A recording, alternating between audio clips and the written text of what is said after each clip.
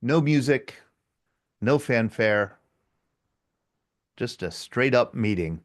Just Todd and Glenn in the Just Todd raw. and Glenn talking, just having a conversation. Hello, all. Are you allowed to unmute? I think we should allow everybody to unmute. I think so. Yeah. I eh, few exceptions. We'll take it on a case by case basis. Here we go. Okay, everybody is can unmute themselves. Okay. Good evening, everybody, and welcome to our World War II Battlefield Tour of Europe information session.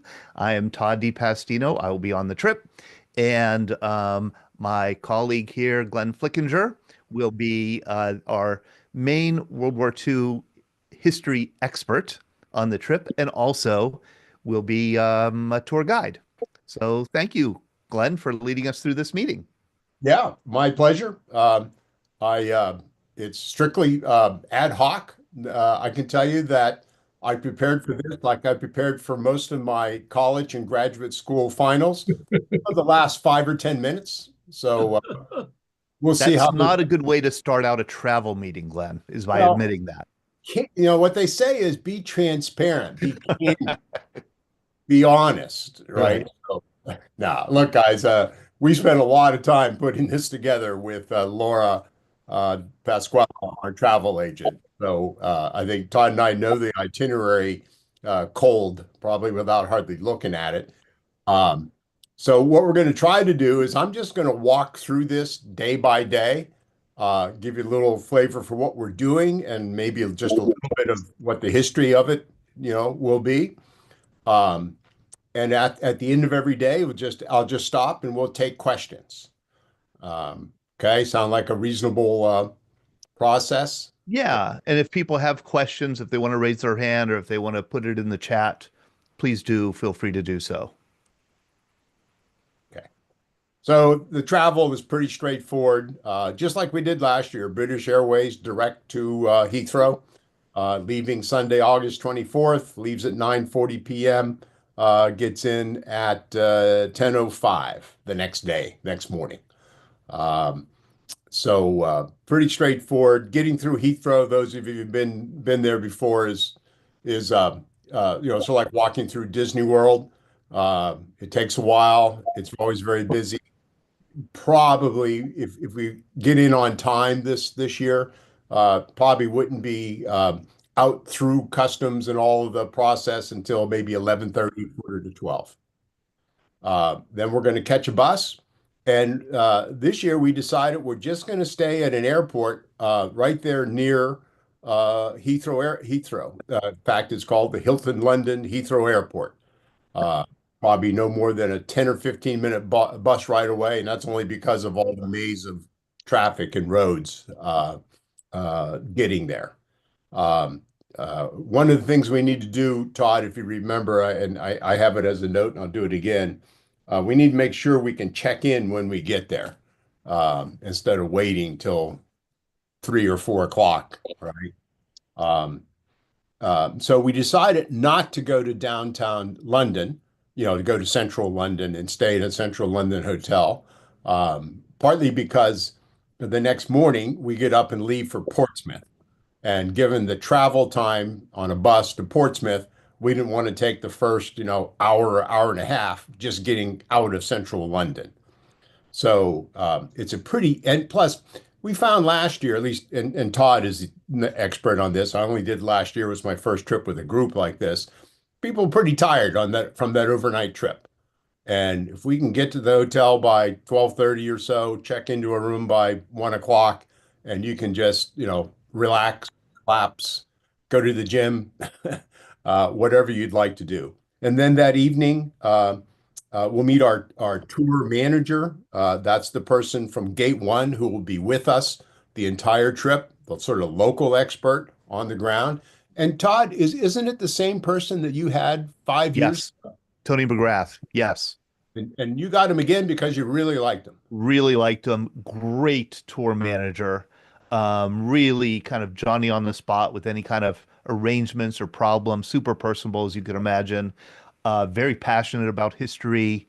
Kind of a younger guy. And yeah, really, really enjoy very a lot of fun and very helpful to travel with him. So Tony McGrath, he'll be our tour guide, tour manager, I should say, again. And that's really what he is a tour manager. So if anybody wants to take a side tour or has a problem with the hotel room or a meal or anything like that, he's the go-to person. Like, for example, if you were really dumb and you forgot your personal computer in the safe in the hotel in one city and you realize that the next day in the other city, these tour managers are expert at helping really dumb people like that. Right, Yeah. Todd? Yeah, but hypothetical dumb people. Hypothetical. I mean, I would Yes. never do that, but No. no, that's exactly what happened to me. And so the tour Oh, manager, which was also excellent last for the trip last year, was very helpful in soothing my nerves. yeah. I left. I mean, one time traveling in Vietnam, I left my car keys in my hotel room. My car keys from home that I wasn't going to be using in Vietnam. I, I think I was cleaning out my backpack. I put them on a desk and never picked them up. So yeah, so somebody had to get them to the airport and give them to me, and that yeah, Okay, so first day is just travel, recovery from travel, and that evening we meet the tour manager over a drink, an orientation, and a welcome dinner. yeah. So pretty straightforward. I don't know if there's any questions first day. And I think I'll just say I think if all is on time, if we get there on time, um, if you wanted to go into London, you could do it fairly Yeah, easily from Heathrow. yeah, yeah. Okay.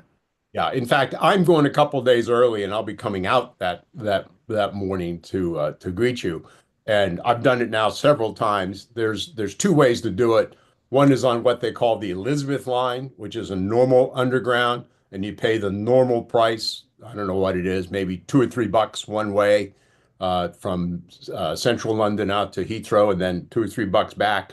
There's also the Heathrow Express, which I also took, which is faster. It's, probably 15, 18 minutes, but it also costs $40 or so one way. Right. You can get a little deal, buy it ahead of time at a little bit cheaper. But I've done it both, and frankly, for the difference in the money, the Elizabeth line was just fine. So it was maybe 25 minutes instead of 15 minutes. Right. And again, I don't know if you mentioned this, Glenn.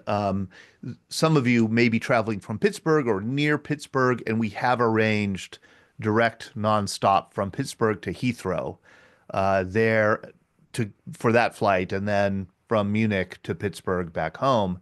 And that is $1,570, if you're interested in being on that round trip. Yeah.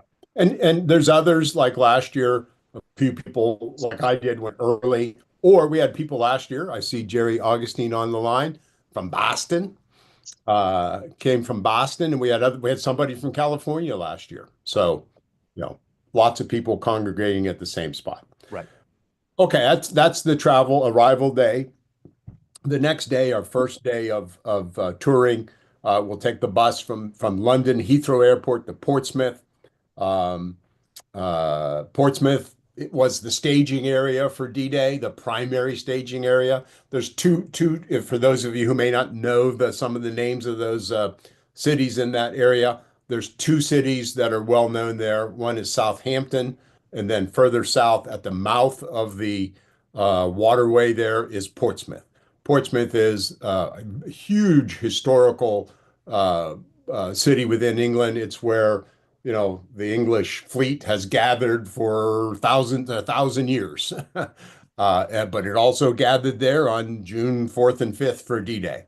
And that's where probably a majority of the troops that traveled from South England to Normandy were staged and left.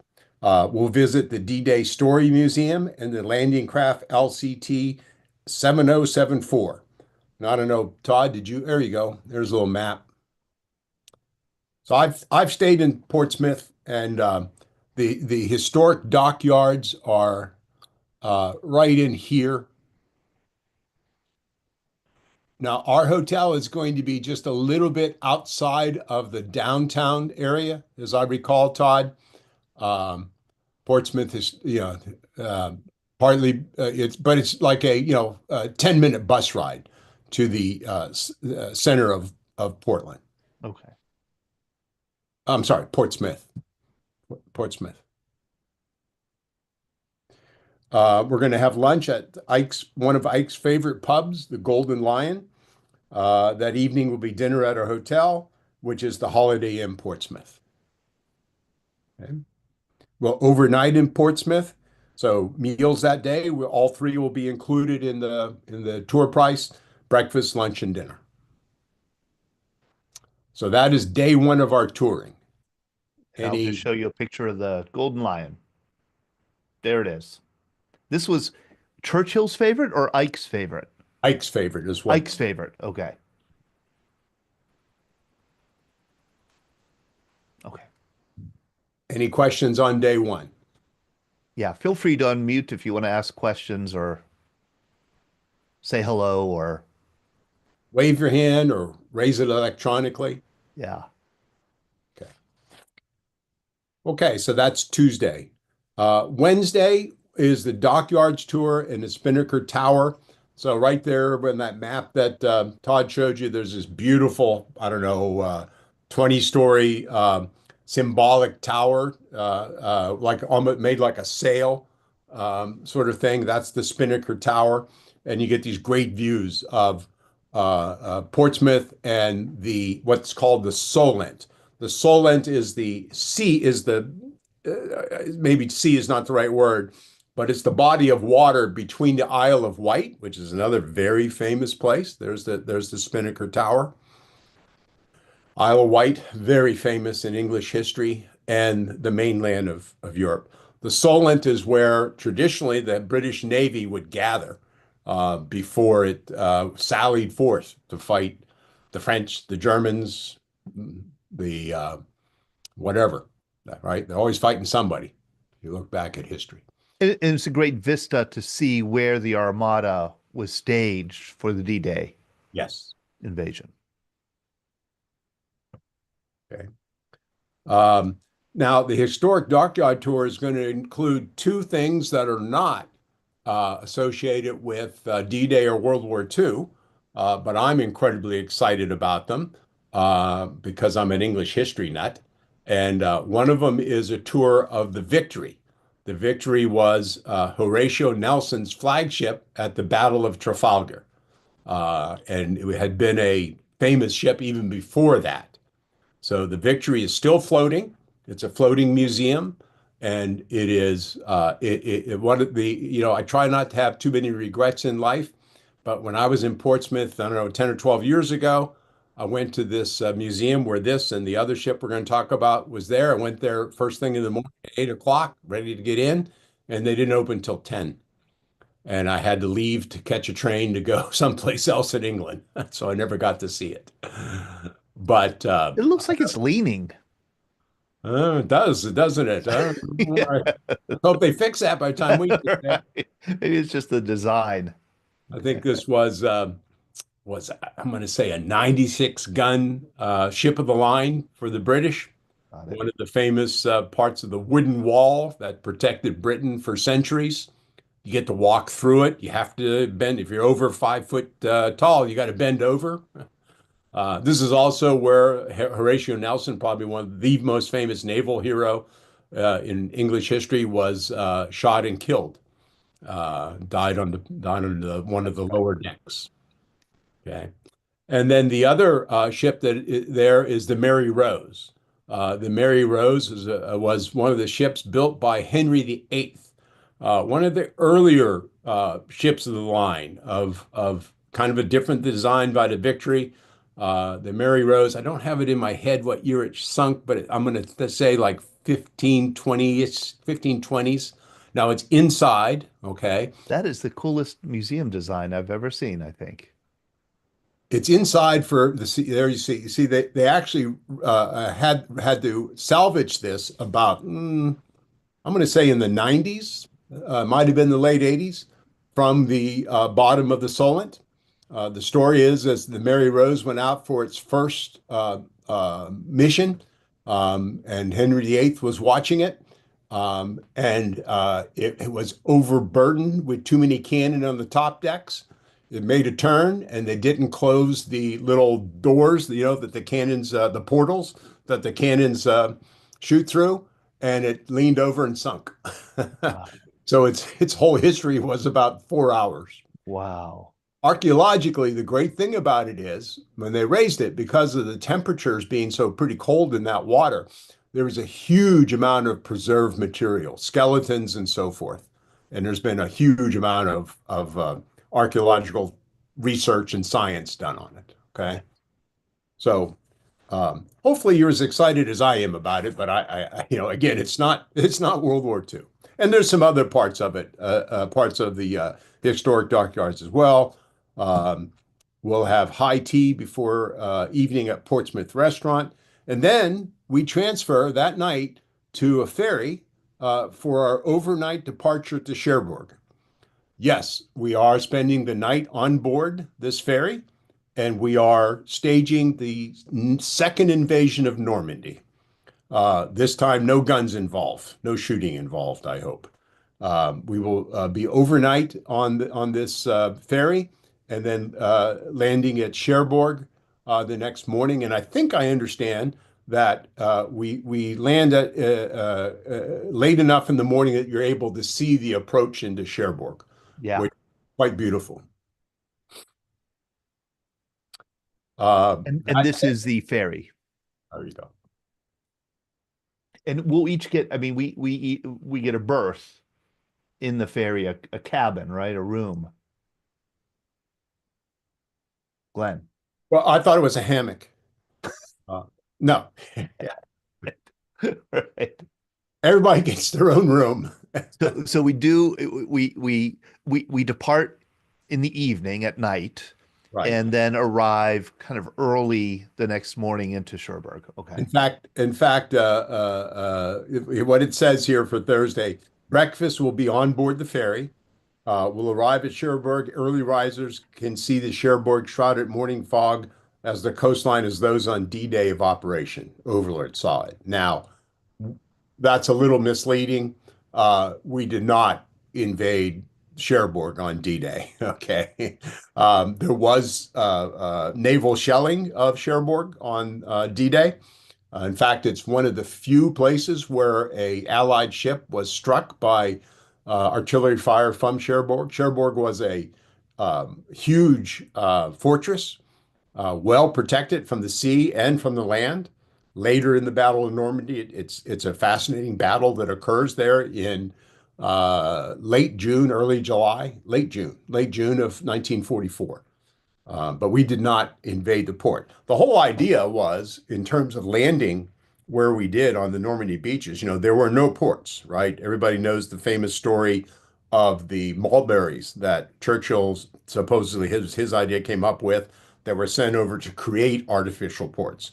But we didn't land at a port, but we needed to land close enough to a port to be able to take it within a few weeks after landing so that we could get the supplies to come in to support the army that was being built up. And Cherbourg was considered the primary port to be taken. We thought we could take it in 2 weeks. It took more like 4 or 5 weeks, and it was a desperate battle. There you go, Todd. That's nice. That's on board. I took this ferry in the other direction 12, 13 years ago from Cherbourg to Portsmouth. I think there's even a casino on board for those of you who might be interested.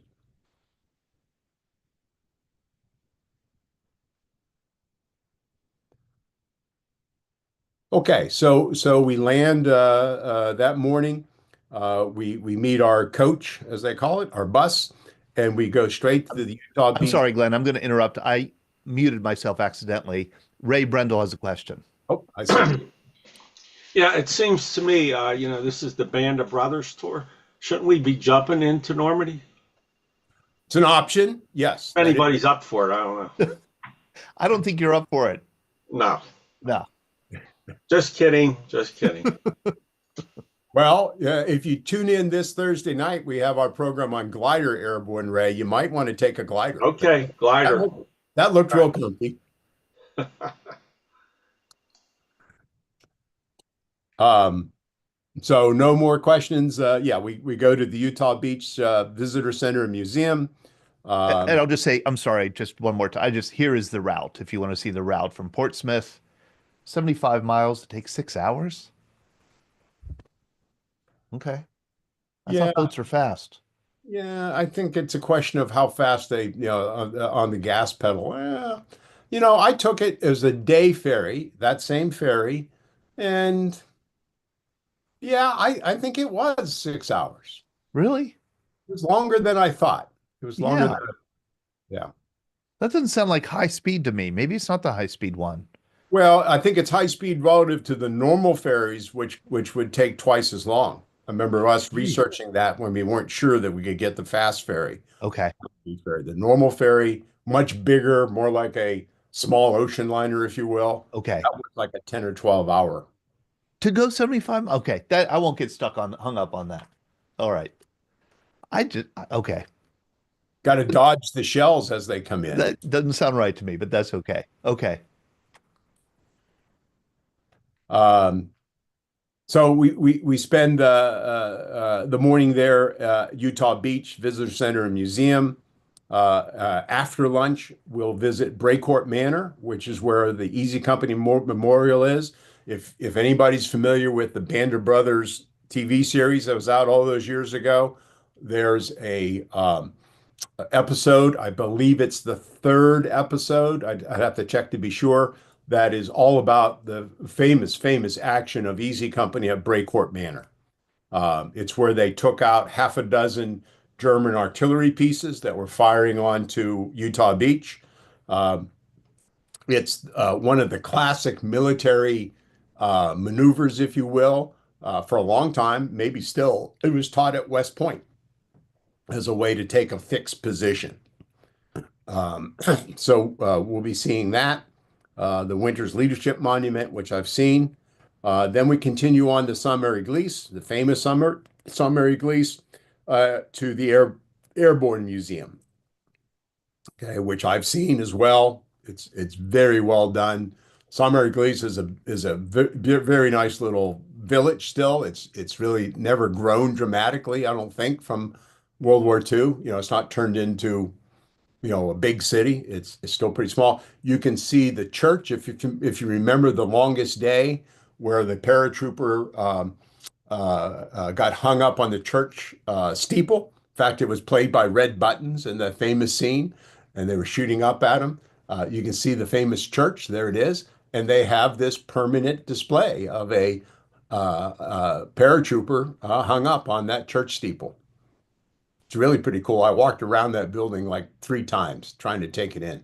And it's a beautiful town. Wonderful town. All of Normandy is beautiful. Yes. Yes. And they love Americans in Normandy, Yes. much more so than the rest of France. Yes, very different personality. I remember going to a bar when we on our 2018 trip, and like a very different vibe. I guess I was thinking of Paris. It was a kind of a country bar, and very friendly people. Yeah. Um, so from Saint-Marie-Glisse, we go, and I can't pronounce this French name, Angouville Alpin, church and a memorial to the 101st Airborne medics. I don't think I visited that. I don't recall seeing that. I remember going to a church where there was a very famous firefight in action, but I'm not sure that's it.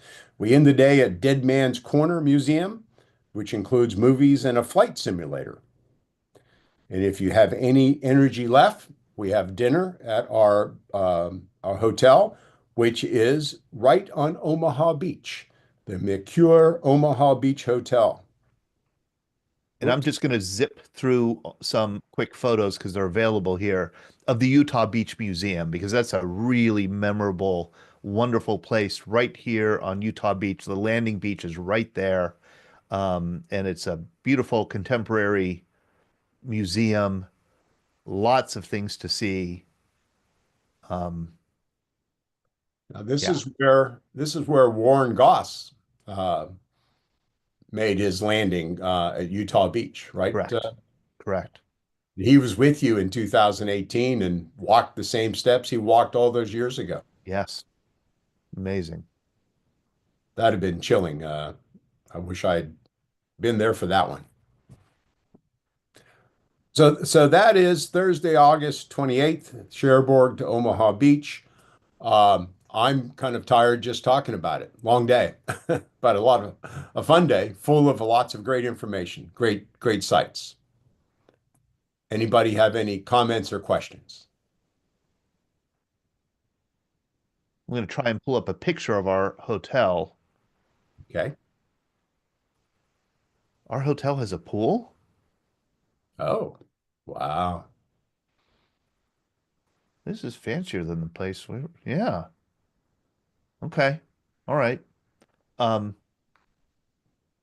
I mean, the place we stayed last time was wonderful, absolutely wonderful, but it was countrified. Okay, so this is a picture. I'll find other pictures too to share, just to give you a sense.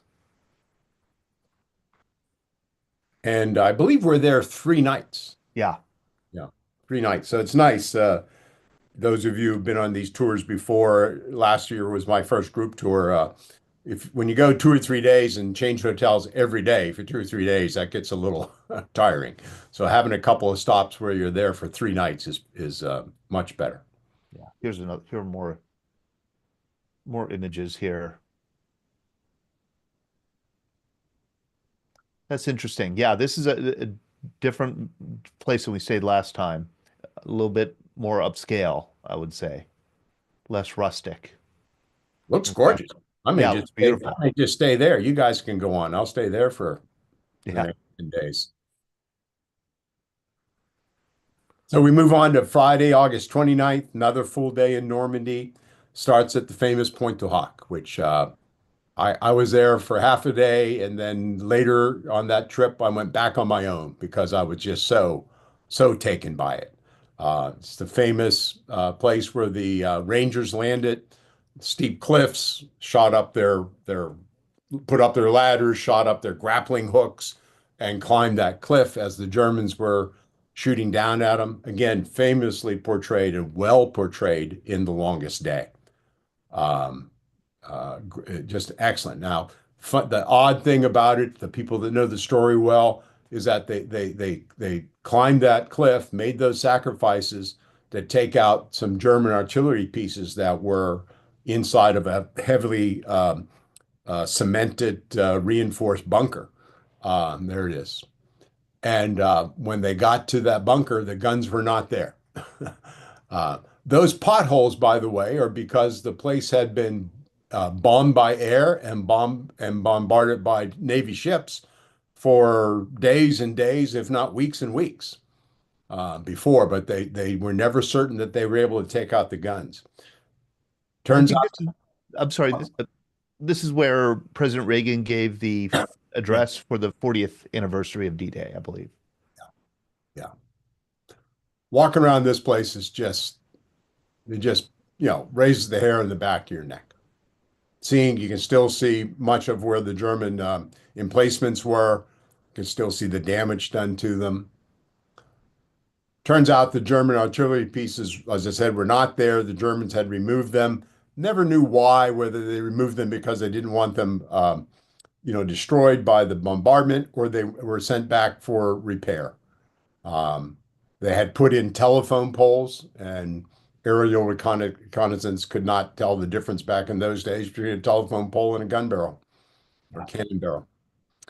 Famous story about the Rangers who then went on and found those artillery pieces about a half a mile back behind Pointe du Hoc and neutralized them with uh, this kind of certain thermite grenades that same day. They were neutralized. The other story is that the Ranger battalion that was there was somewhat undermanned because half of them got lost. They ended up going to Omaha Beach, and they had to withstand the German onslaught for like 2 days. They were supposed to be relieved on the same day, but they weren't relieved, I think, until early on the third day. And by the time the guys from Omaha Beach came up and relieved them, half of them or more were casualties. Germans almost overrun them. Had it been another 12 hours, the Germans would have overrun them. So I'm sorry, that's a lot in Point du Hoc. That's my my fault. We go see the gun emplacements. Again, forgive my French or lack of it. Longueuil-sur-Mer, which is pretty fascinating. I can't remember how many, about I think half a dozen German artillery pieces encased in the concrete bunkers. It's a nice park sort of setting to walk up, and you can see these German artillery pieces. I think that's between Omaha Beach and Sword Beach, as I recall. If there's time, we visit a small World War II museum there. Then we go to the British War Cemetery, and then of course, the famous Normandy American Cemetery, and see Right. the lowering of the colors. Oh yeah. It's the American Cemetery is just unreal to walk around and experience. So that is the next full day in Normandy. Any any questions, comment? Any questions, comments? Okay. Okay. And the next day is pretty straightforward. Breakfast at the hotel, load up and hit the road for Eindhoven in the Netherlands. And Todd, as I understand it, that's pretty much an all-day drive. Yes, a drive. Yeah, it's an all-day drive. I mean, there will be stops. We will be passing Waterloo. Um, but it is, yeah, we're going from Normandy to Eindhoven, Netherlands. So it's an all-day drive. Now, remind me, Todd, didn't you tell me that at least last time, as you were on that drive, you were showing episodes of the Band of Brothers? Yeah, that's one of the things that we did is we showed episodes and especially clips from Band of Brothers, a lot of the interviews, at the end of Band of Brothers, Yeah, and then discuss them on the bus. Yeah. yeah. The other thing we did, if we could do it again this year, if people liked it from last year, those of you who were on the England trip last year, is that we collected any of your relatives, your loved ones, World War II stories. If you had a father, a grandfather, an uncle, a cousin who served in World War II, we asked you just to send us a paragraph or write up about it. Some of our people on that England trip had extensive write-ups about them. Some of them just had a couple of paragraphs. And then as we were on the bus going from place to place in England, we had that person get on the bus, loudspeaker, microphone, not mic, yeah, and tell us about that person. I kind of walked them through it. Yeah. So that was kind of fun. I don't know if you had done that before, Todd, but Oh, I think we hadn't, and it's a wonderful, wonderful thing to do. yeah. So that day is a day of travel. We arrive in Eindhoven. The famous Eindhoven was the famous Dutch village that where the 101st was sort of centered on. If you Yep. remember from Band of Brothers, Easy Company travels through Eindhoven on the day that they parachuted in, and there's the big celebration by the Dutch people, that sort of thing. Um, and we overnight at the Best Western Hotel, Nobis Aston, whatever that means. Yes. Yes. And I could share a picture here. Maybe I'll share a street view.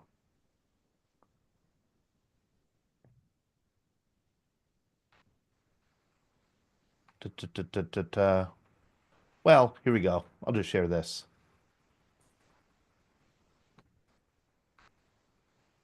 Not an exciting view, but it's a nice hotel, kind of on the edge of the downtown. And it's a wonderful town. And we'll be there 2 nights, Yeah.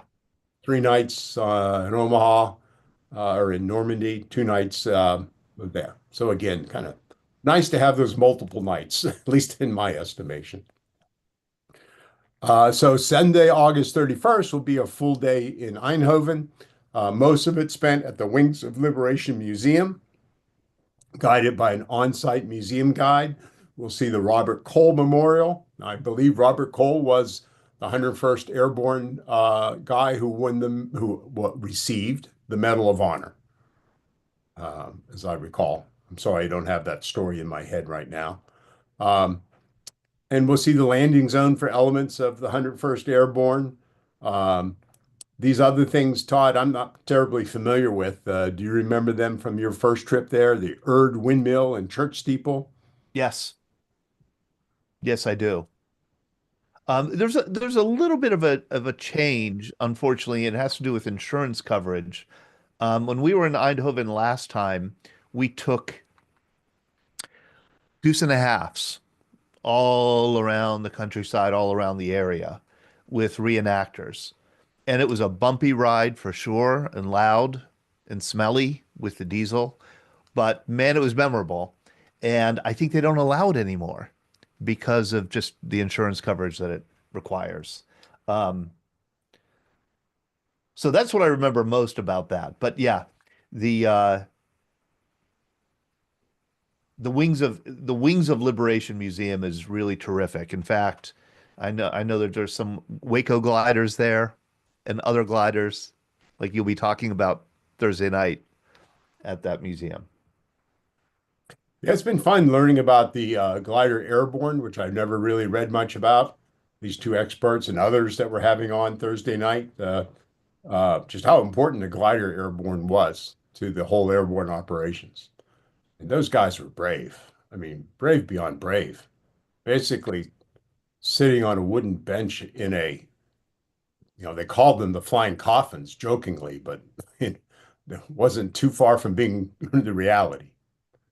So, I will also just emphasize in case people aren't don't know, but that Europe has tons of artifacts, heavy artifacts, especially from World War II, because the American artifacts, because the U.S. deliberately left everything there.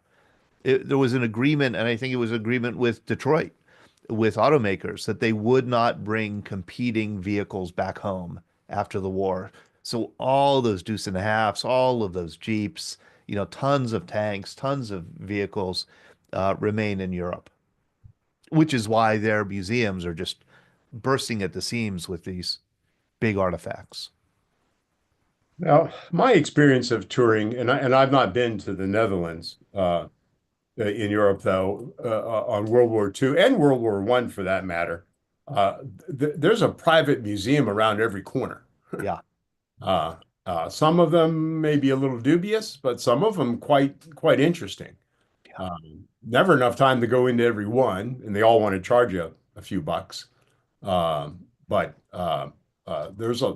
like you say, there's a lot of artifacts. yeah. And it's really neat also to get the Dutch perspective on the war. I mean, they were occupied from early on. So you learn a lot about the Dutch resistance, the Dutch underground, the war in Holland. Okay. Anybody have any questions? I was just looking at the chat. I didn't see any questions in there. Nope. Okay. So next day, Eindhoven and the 101st Airborne. We continue following the 101, and this time we go to some other locations. North up Hell's Highway. That was the single road that led up through the geography of Market Garden. From Einhoven to what was the next city? Not Nuremberg. Uh, Anyway, yeah, pardon? I know what you mean. I can't think of it either. It'll come to me. It will come to me. But straight up this one road, this was the whole problem with Operation Market Garden from the British point of view, is there was one serviceable road that the whole 30 Corps, which was all mechanized, Nijmegen. Nijmegen, thank you, Nijmegen Bridge, the famous Nijmegen Bridge. Um, and on the sides of these roads were swamps and flooded land and so forth. So it was sort of ill-conceived. It's almost hard to believe that Eisenhower ever approved that operation. And for those of you who don't know the history of Market Garden, The idea was to drop three divisions of paratroopers, the 101st near Einhoven, which was the first major city to be taken along Hell's Highway, the 82nd around Nijmegen, and the key was to take 8 or 10 different bridges, right? There was the famous bridge at Nijmegen, which was the longer bridge, but there were lots of smaller bridges over canals and so forth along the way. Any one bridge that was taken out, which several were, then that stopped. There you go. That It's the John stopped. Thompson Bridge in Nijmegen. There you go. And that's we're going to be seeing that. The plan was for the British for the paratroopers to secure these bridges, and then for the 30 Corps, which was a mechanized armored corps of several divisions, to go up that road more or less in single file and get over the Nijmegen Bridge and get to Arnhem, which was the last major bridge, the bridge at Arnhem, the famous bridge at Arnhem, made famous in that movie. Um, A bridge too what far. bridge too far, right? And it was the Arnhem Bridge, which was the bridge too far. Around Arnhem is where the British First Paratroop Division was dropped. The famous British Red, I think it was the Red Brigades. But anyway, they never made the British 30 Corps never made it to Arnhem. They were stopped several miles short, and the British paratroop division there was massacred or taken prisoner. I can't remember the exact numbers, but out of 8 or 9 thousand men dropped, only a couple thousand made it back. The rest were large numbers of prisoners. Nijmegen is where the 82nd Airborne fought. That was the scene of, again, if you see that movie, famous movie, A Bridge Too Far, that was the scene where Major Julian Cook, played by Robert Redford, leads his battalion across that river in rubber dinghies, paddling across the river. He's saying the Hail Mary as he goes across, which is the truth, is what he did. They make it across and they take the bridge from behind. The reality of it is the movie only shows the one charge across the river. It actually took 6 or 7 trips across the river to get the whole battalion across. It's one of the more courageous events of Operation Market Garden. So I've kind of lost my way here. So we'll also see the well-known estate called Schunderschluck, where Major Dick Winter's headquarters was during the Battle of Arnhem. That's also shown in the Band of Brothers episodes quite well. The Dyke Road, which is the elevated road, where there was a famous action that took place with Easy Company. There's a memorial there to the 101st Airborne. We'll get to Groesbeek, which is near Nijmegen. Yes, to see another liberation museum there called, and eat liberation cake. That I don't know anything about. Did you have liberation cake 5 years Yes. ago? Yes. Okay. Okay. Chocolate, I hope, with chocolate frosting. It was chocolate. Yes. That's chocolate. Yes, I'll be there. Okay. The John Thompson Bridge, which we talked about earlier, and then we returned to our hotel in Einhoven. Another pretty busy day. Yep. But we'll see basically everything there is to see about the 101st and to some extent the 82nd Airborne as well. Yeah. It is really interesting to get the different national perspectives on the war also and on the experience. We'll get the French, the British, and here we'll get the Dutch. Yeah. Yeah. And the Dutch, again, love the Americans because of the liberation that took place. And then at the end of the war, the food drops that took place by the 8th Air Force as well. Yes. Huge. Made famous in Masters of the Air in that last episode. Right. Okay, so overnight again at Best Western Hotel, and the next day it's on from Einhoven to Bastogne. We'll depart for Margraten American Cemetery, which I think is one of the more famous American cemeteries. Battle of the Bulge Cemetery. Yeah. Continue on to Monschau on the German border, which is the site of the famous Siegfried Line with the dragon's teeth, the concrete. There you go.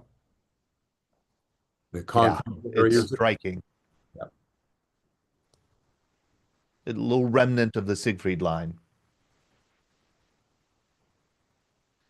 Then lunch in Monschau, and we'll continue on to Malmedy, Belgium, and to visit the memorial to the massacre that occurred there. That ought to be pretty sober. Yeah.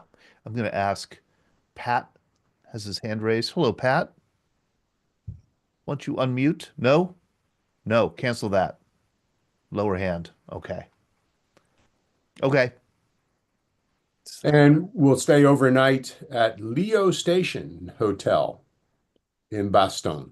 Bastogne, I've not been to Bastogne, Todd. Want to Oh, describe it a bit? it's like Normandy. I mean, what I think I would surprise me about Bastogne and Normandy was even if there was no historic value to these places, they're just beautiful European locations. I mean, Bastogne is just a picturesque medieval town. It's just beautiful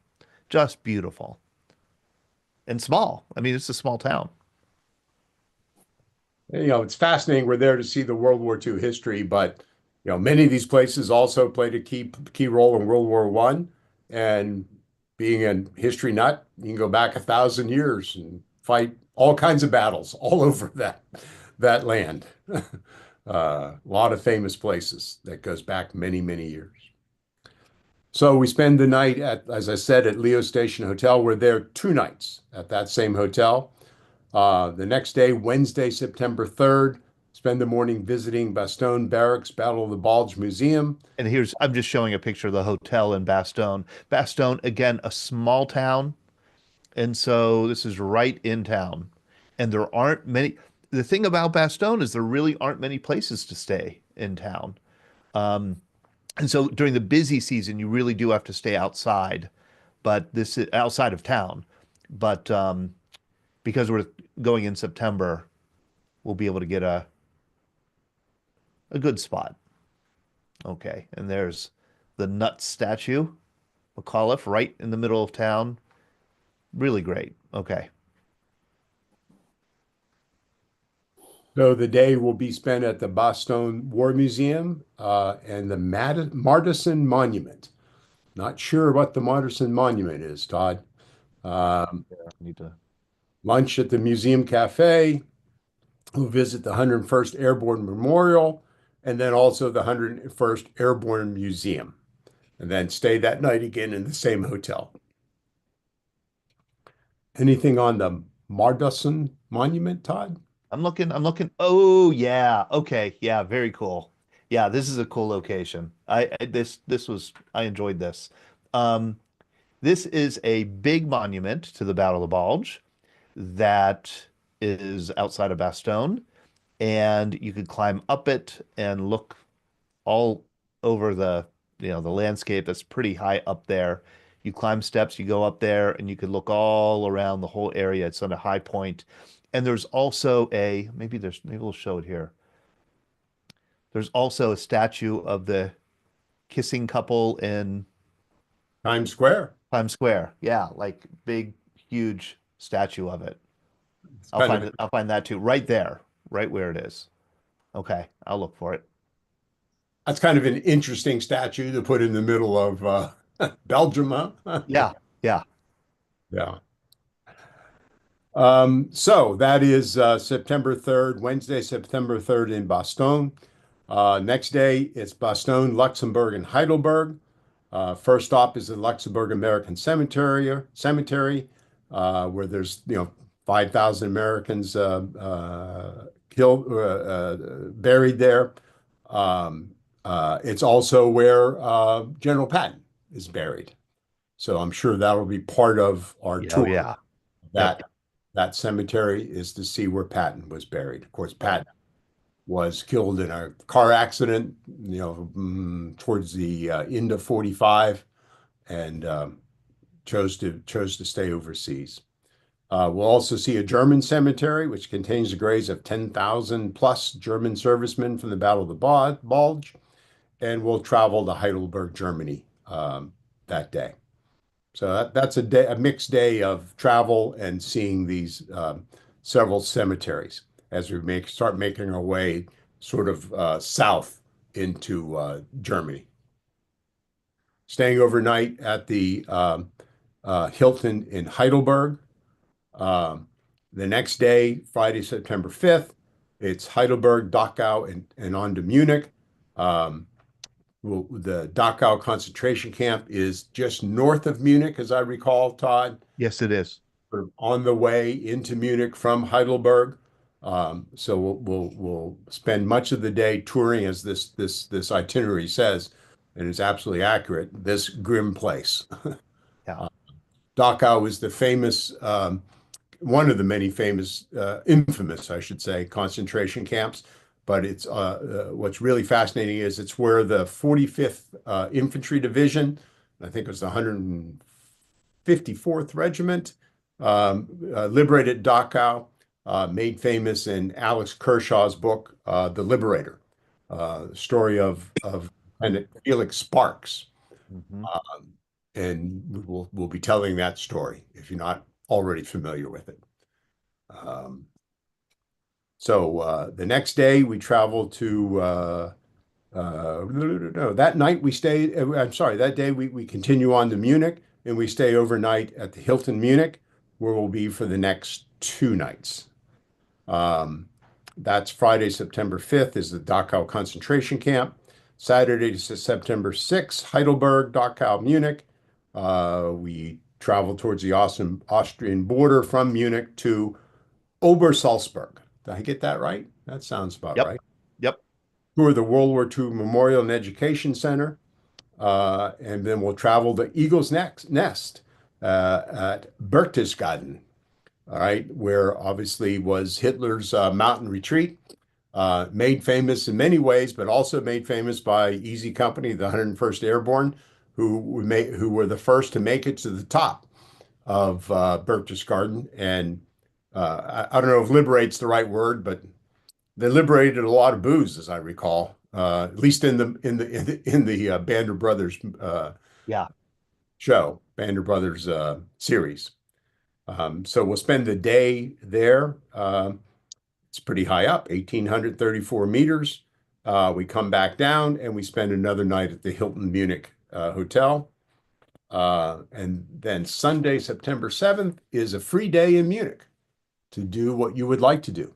We have no plans. I'm sure we'll be able to give you lists of various things that you could do. I'm sure the tour manager that'll be with us will point us in different directions. If he's anything like the guy we had in England, he'll gladly take 1 or 2 tours if he can to different places. Right. Okay. And then we'll have our farewell dinner that Sunday night, and Monday head for the airport and back to Pittsburgh or wherever else you're going to go. That's right. Questions, comments? Yeah, let's open it up for questions, and it could be about any part of the trip. We could throw a birthday party for Becky. All right.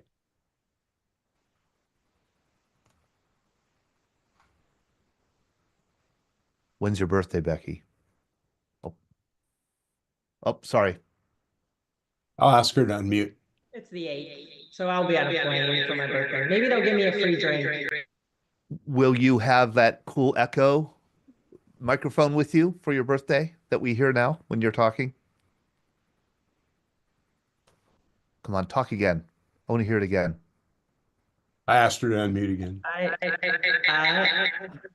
You have 2 devices open. I do, and I don't know how to get rid of the one. You see, find the button that says off, and then push it. Well, It reminds me of a 1970s disco bar, you know? Yeah. Okay, Bob. Bob's not making the trip, but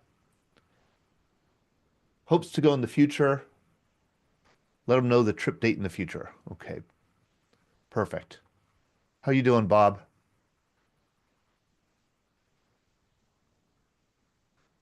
I'm going to ask you to unmute. Great. How's that sound? Yeah, you're feeling good? Yeah, I'm gonna make the New Orleans trip. I'm okay now. Oh, that's great. Terrific. Oh, good to Terrific. know. Terrific. So, I think this is going to be great. I'm going to start sleeping an extra hour every night, 6 months ahead of time, so I can store up the energy to do You this. are emphasizing the exhaustion too much, Glenn, I think. I mean, yes, it's a lot of, we do a lot, but it's not a death march. I mean, it is it's reasonably paced. It's fun. It's fun. It's fun. At least this time I won't have Ed Cottrell, who I'll have, to try to keep up with. Ed drank me under the table in England. He's Yeah. incredible energy. He was amazing. Yes.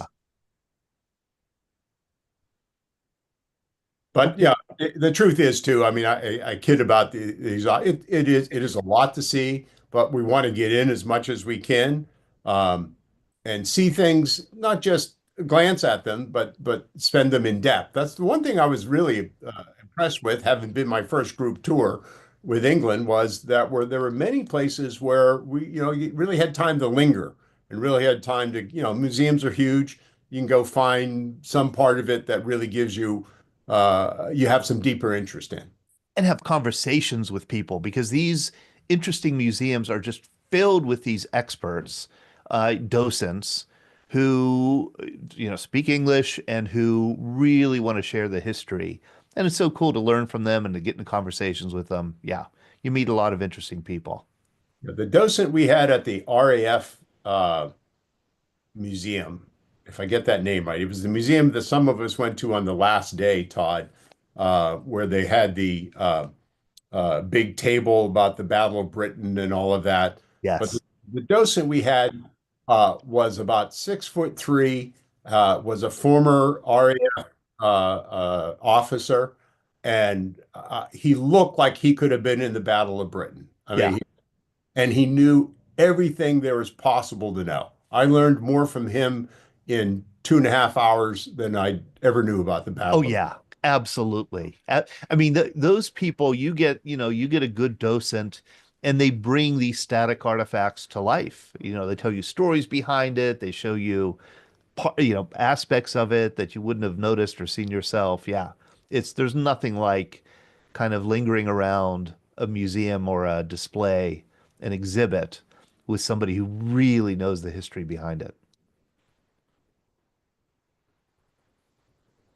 Well, okay. Can we solicit any more comments or questions? Yeah, and I will just say a couple things for those of you who are very interested in the trip.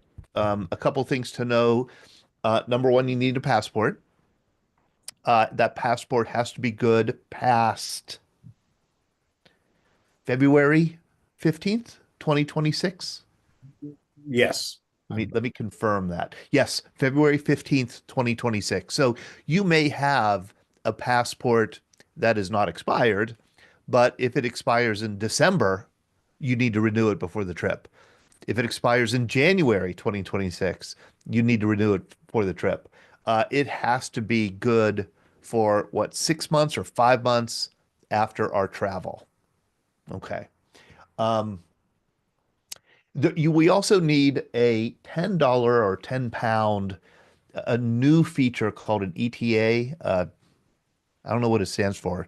Electronic, I don't Like know. transport something. It's basically the British attempt to begin digitizing their records. Yeah, and it's like a visa, and it's all online. You do it quickly. Yeah, you pay 10 pounds or $12. You do need that. Um, what else? We'd like to know if you want to do the group air. We'd like to know that as soon as possible. We are not selling or having part of the package travel insurance. We do encourage people to get it. I encourage people to go to the online marketplace Squaremouth, and so you can get exactly the kind of coverage you want from a company that you want. Um, and then we ask for a $500 non-refundable deposit by March 21st, and then final payment is May 19th. Okay. And all the instructions as to how to make that down payment are on the website, right? PayPal, Yeah, back to Todd. Um, we'll take it however you like. I do not think that upgrades are possible on the Group Air. I think it's right coach seats. We might be able to, but I don't think you could do it. It won't be easy to do upgrades on Group Air. If you're looking for, business class or premium class or first class, I think you want to book that flight yourself. Yeah, I think that's the best way to do it. I mean, it could be the same flight that we're on, but you'd be booking it. You wouldn't be on our group roster or manifest. How much walking is involved? That I guess there's walking involved, but again, it's not. I didn't find it, or I didn't think that it is strenuous, too strenuous. Um, some of our people who did have problems walking would sit out an aspect of the trip. For example, they might not want to go, they might not want to tramp all over the Pointe du Hoc and go up on, the artillery bunker. They may not want to go up to the top of that lookout in Bastogne, but or do a speed walk through a cemetery. But the other walking, I don't think it's very strenuous. For those of you who were on the Croatia trip last year, it's not like that. It's not like that. That was a different experience. Yeah, this is really for just, every traveler. Yeah, the other thing is a couple of other minor things in England. You're going to need to use pounds, British pounds, Yeah, right, right? right. It's easy to get out of any ATM machine. You can get some from your local bank here before you go if you want.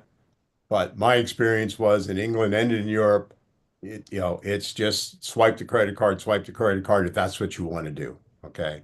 But once you get to Europe, then you will have to have euros if you want to spend any cash. Right. Okay. And it's a good idea to have. I probably would carry $100 worth of euros and $100 worth of cash. In fact, I have right here in an envelope about $100 worth of euros from my trip 10 years ago, which is Yeah. probably worth about half as much as it was. You won't need much cash. You won't need much cash, but I would bring some. I concur. That's about a good amount to look out for. Cindy and Roxy, boy, I hope you guys make it. Wonderful people. Roxy was on our Vietnam trip a few years ago. Um, yeah, we'll be flying back from Munich to London and then take that return flight from London to Pittsburgh to return home.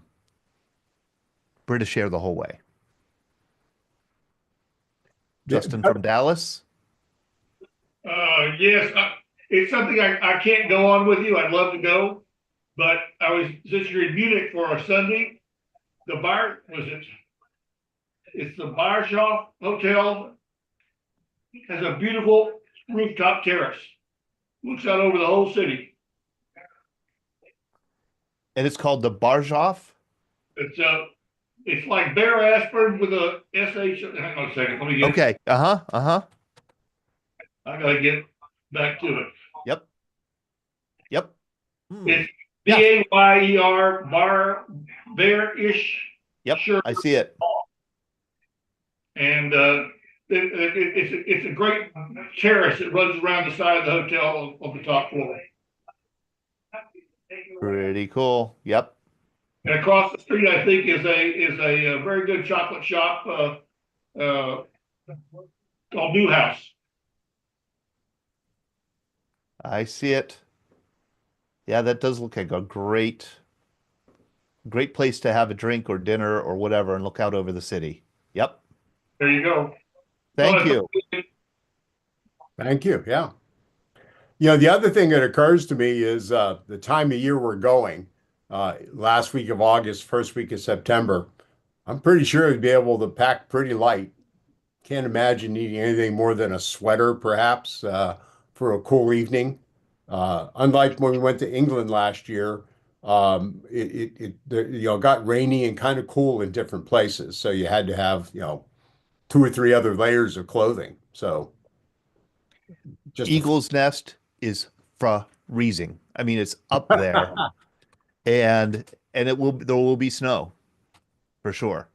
It's that's when you go and you buy the sweatshirt with Eagle's Nest on the back of it for 150 euros. It is truly breathtaking, unbelievable. Like you just cannot, let me just show you a picture. I mean, words don't capture this place.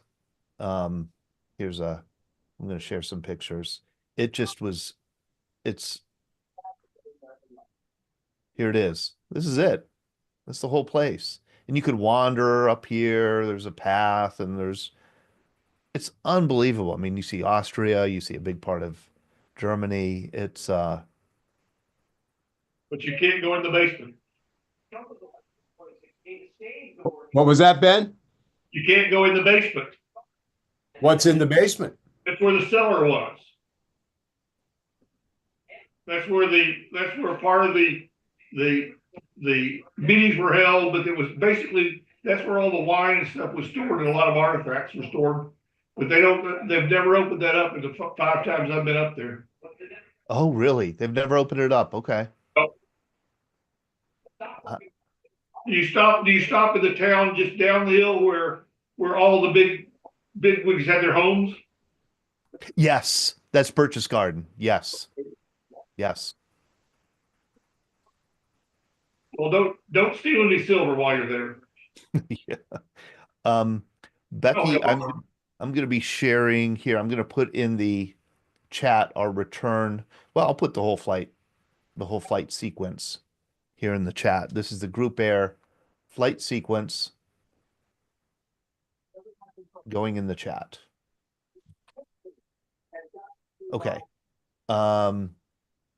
Yeah, Terry, let us know how much cash to bring. Yeah.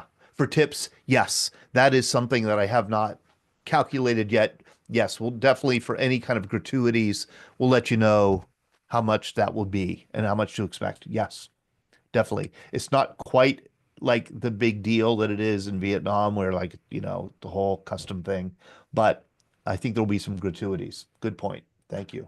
Hey, Todd. Yeah. One of the things you didn't mention is also the real ID. Yeah, but a passport should take care of that, right? You don't need a real ID if you use a passport. You're right. Yeah, correct. Right? Correct. But that is true. The real ID is coming up in 2 months. I think 2 months, everybody has to have a real ID to travel by air domestically or, if you don't have a passport. Yes. It's a good idea to get it. Back to gratuities, Todd. It is expected to tip the bus driver and our tour manager at the end of the trip, and that pretty much is in cash. Yeah. My experience, if you go off somewhere on your own and have lunch or dinner or whatever, a lot of these European countries don't expect gratuities. In England, they don't. And most of the time you're paying by credit card on these little, handheld machines they bring out. And if there is a gratuity, you just throw it on the credit card. But lots of these countries don't take gratuities like the way we do here, where we seem to have gone overboard with tips in this country. Yeah. Yeah. Terry, would you be going on the Group Air from Pittsburgh, you think, or would you find another way from Columbus?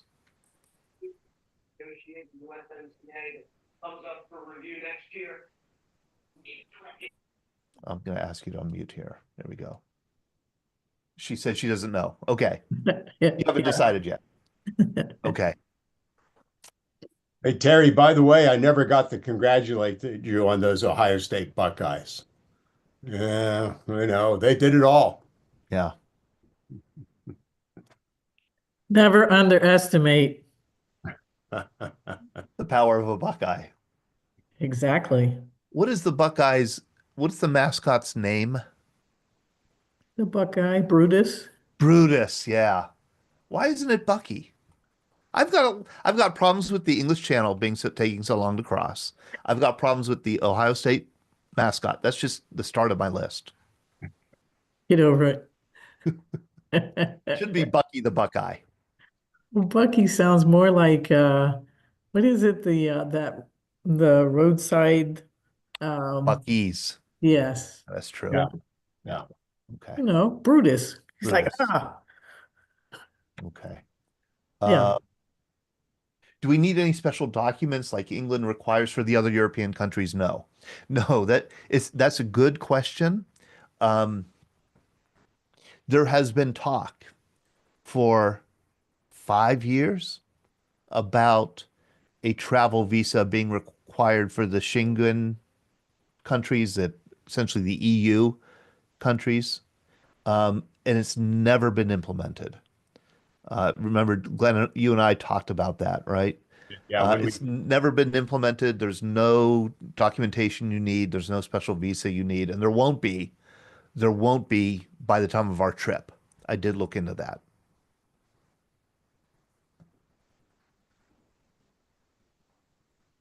Okay. So the next step is for those of you who haven't, send in our deposit. And for those of you who even have sent in the deposit, if you haven't gone to our web page and start filling in this travel information form, Ooh, good point. that Yeah. it's required.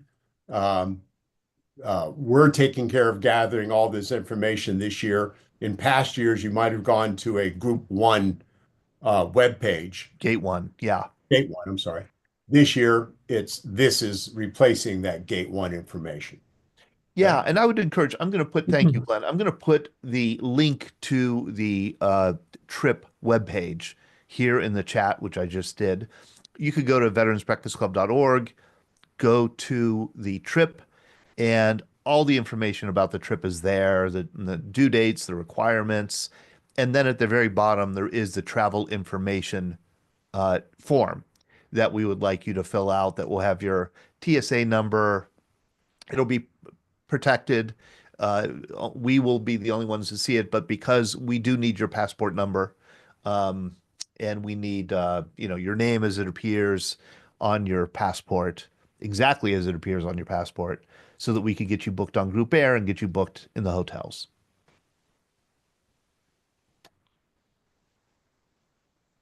All right. Please don't hesitate to contact Glenn or me. I'm at Todd, TODD, at veteransbreakfastclub.org. Glenn, you are at Glenn, GLENN, at veteransbreakfastclub.org. Exactly. All right. Look forward to hearing from everybody. I hope we get Very everybody good. to come. Very good. All right. Good night, everybody. Take care.